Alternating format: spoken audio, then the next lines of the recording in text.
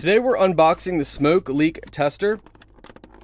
So let's go ahead and show you guys everything that you get in the package.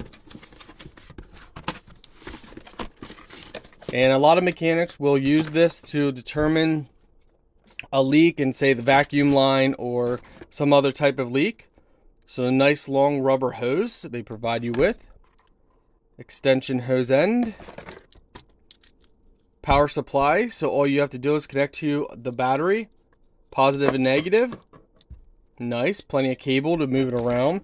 And you got all these other extension hose ends. Nice. Yeah, so it looks like this is a complete kit.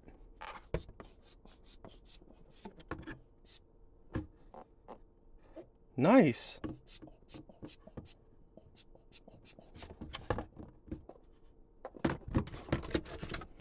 The machine itself. Oh wow, I love this. This is nice. It's small, making it very portable. You can adjust the leak size. Very nice. So the smoke oil, let's see. Smoke oil is going to go inside here. You can see the level, so you don't want to go under the minimum, you don't want to go above the maximum. So far this looks to be well built.